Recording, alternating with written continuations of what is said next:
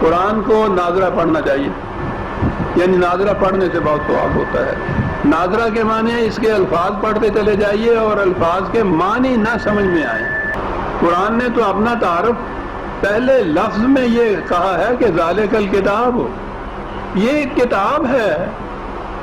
تو کوئی دنیا کی کوئی کتاب ایسی بھی ہے کہ جس کے الفاظ کو پڑھیں اور کتاب کے معنی نہ سمجھ میں آئیں؟ بالکل معنی سمجھ میں نہ آنا تو ایک طرف، اگر وہ کتاب کا اسلوب مشکل ہے وہ زبان، تو آپ ایک آدھ صفحہ پڑھ کے رکھ دیں کہ نہیں بھائی یہ میرے بس کی بات نہیں ہے، یہ مشکل ہے، یہ میں نہیں سمجھ سکتا۔ لیکن دنیا میں یہی ایک کتاب ہے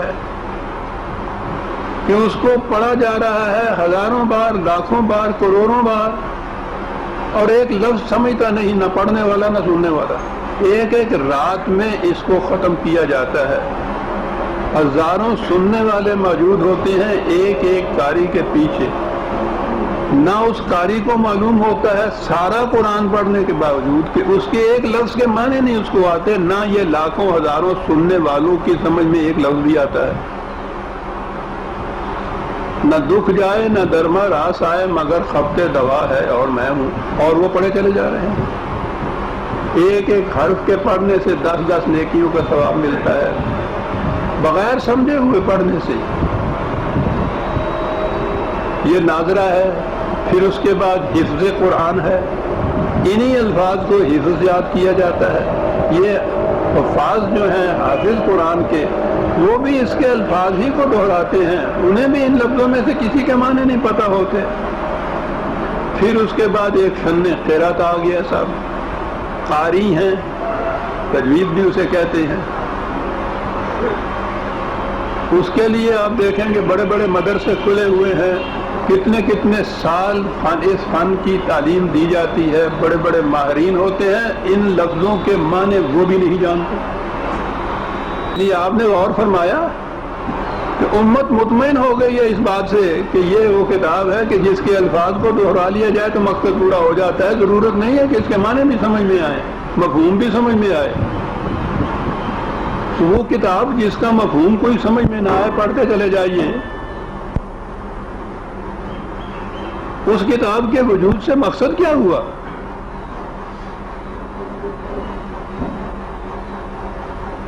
اس کے ظواہر کی طرف توجہ دینے سے اور آگے بڑھے جناب۔ یہ جو گا گا کے پڑھنے والی بات ہے، بڑی دلچسپ چیز ہے۔ یہ ایک حدیث بیان کی جاتی ہے اور واقعی مطلب کے اعتبار سے بڑی عظیم ہے۔ لیس منا من لم یتغنى بالقرآن،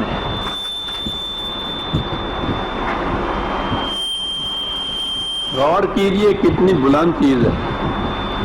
جس شخص کو قرآن کسی اور چیز سے مستغنی نہیں کر دیتا، بے نیاز نہیں کر دیتا، غیر خداوندی رہنمائی سے، دنیا کی ہر چیز سے، جس شخص کو قرآن اس سے مستغنی نہیں کر دیتا، حضور نے کہا وہ ہم میں سے نہیں ہے۔ مستغنی نہیں کر دیتا قرآن کی ایک آیت ہے، اس کا مفہوم یہ ہے، قرآن نے یہ کہا ہے خود اللہ تعالیٰ نے کہ کیا تمہارے لیے یہ کافی نہیں ہے کہ ہم نے قرآن نازل کر دیا ہے؟ وہ یہ کافی ہونا چاہیے انسان کو، انسانی رہنمائی کے لیے، ایک ضابطۂ حیات ہونے کے لیے قرآن مکتفی ہونا چاہیے، کافی ہونا چاہیے۔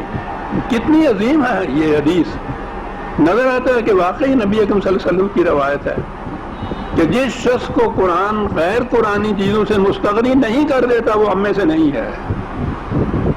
اب یہ تغنا یہاں ایک لفظ آیا ہے، اس میں زیر کے ساتھ غین کے غنا پڑے تو اس کے معنی گانا ہوتا، تو اس کا ترجمہ کیا جاتا ہے جو قرآن کو گا کر نہیں پڑھتا وہ ہم میں سے نہیں ہے۔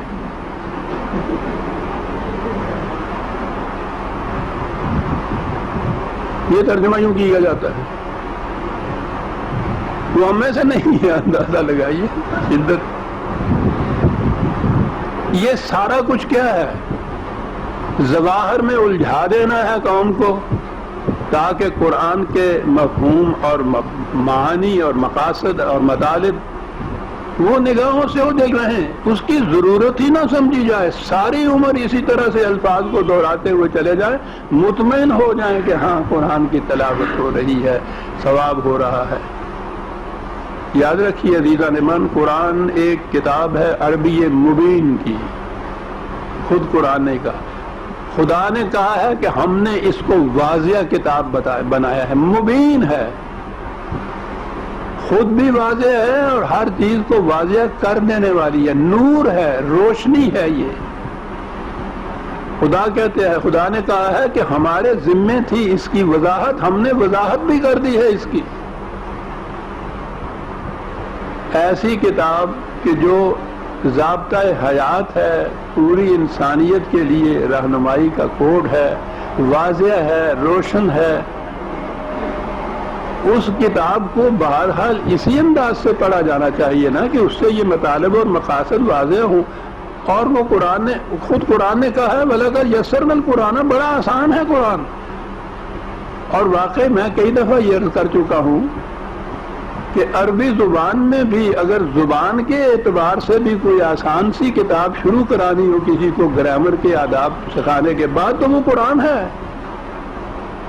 ورنہ عربی ادب تو اتنی مشکل چیز ہے پوچھئے نہیں، قرآن سہل ترین کتاب ہے اس میں سے۔